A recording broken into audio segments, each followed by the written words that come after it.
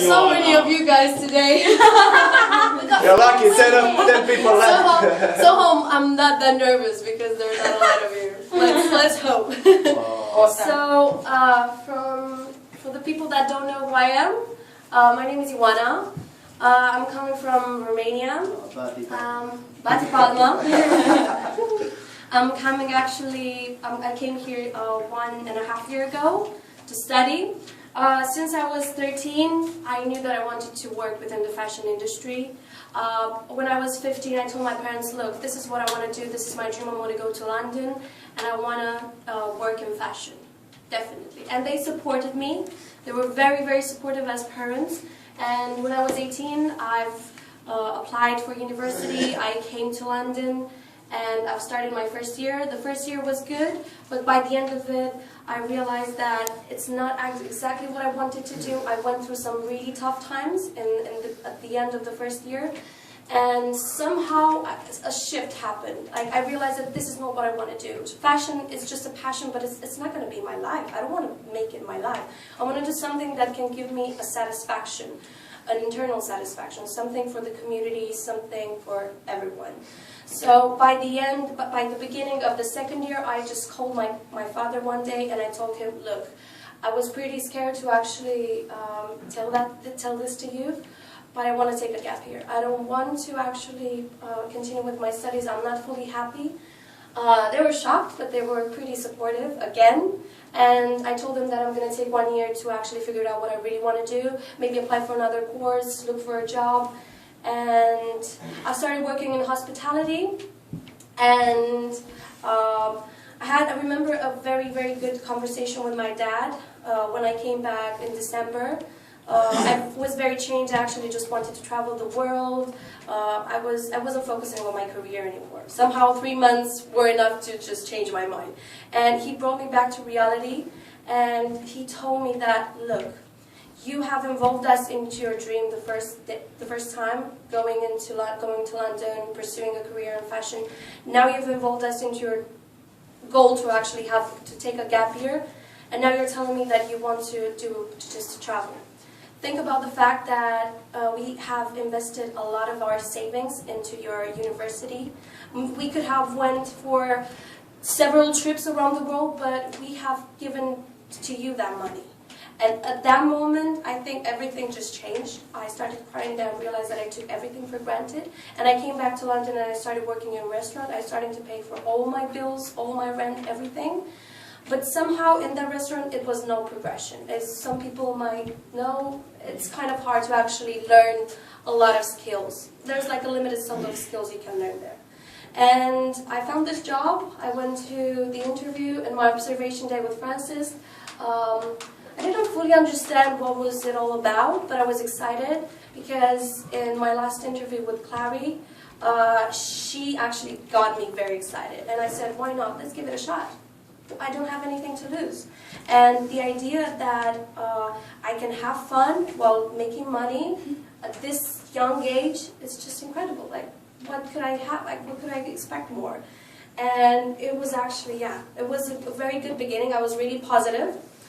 But somehow, because it was the first week, I struggled a lot. Not only the first week, I struggled a lot, like 2-3 weeks. I was constantly, I was facing my fears, my doubts. It's like an emotional training while you're on the field.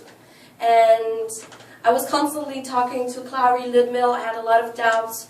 And my biggest mistake, not mistake, but like my biggest disadvantage were my emotions. I was constantly facing them. I was crying a lot on the field. The first day that I went solo at 6 o'clock when it was prime time, I called Francis and I told him, look, Francis, I don't know if I can do it. Like, nobody wants to talk to me. Can I come with you? Can I come with you? And he was like, okay, fine, come with me.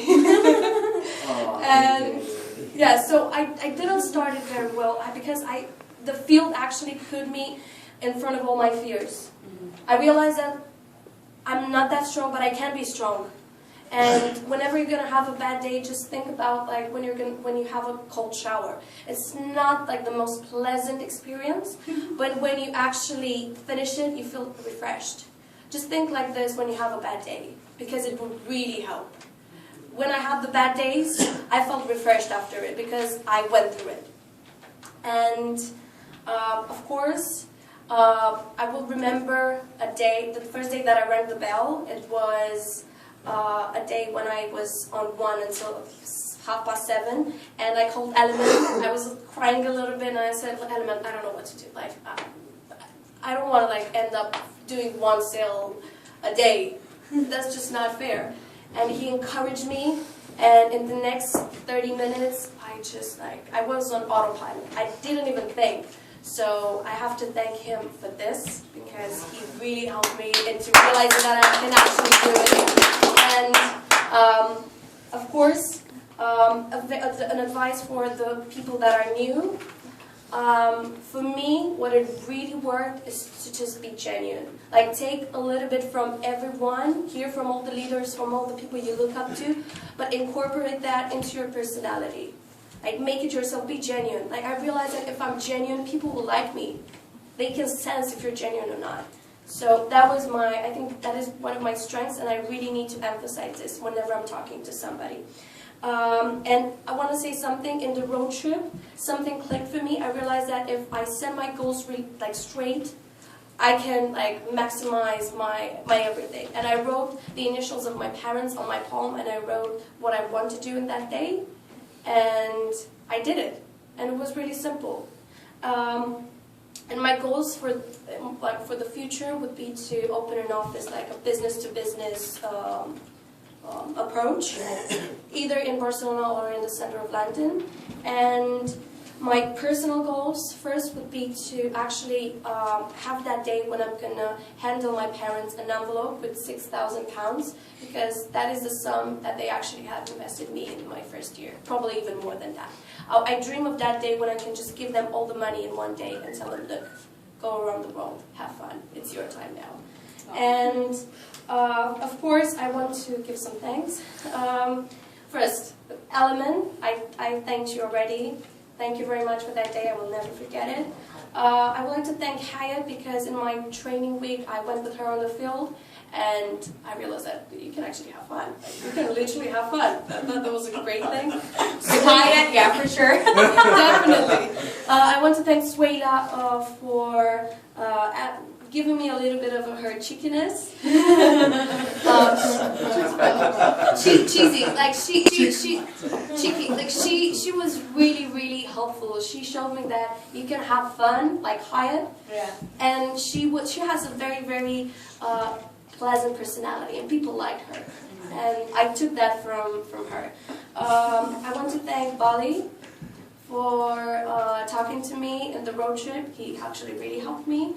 I want to thank Tom. I had a really bad day, and we sat and talked, and it really helped me. I want to thank Leo for teaching me how to be, let's say, just like a bitch with a smile. Let's just say that. What's that? A bitch with a smile. Yeah. A bitch with a smile. Definitely. Like to be able to have a smile on my face whenever. Confidence. And of course, Clary and Lindmill for giving me this opportunity. And last but not least, to Frank for being my fellow Romanian here and supporting me each step of the way.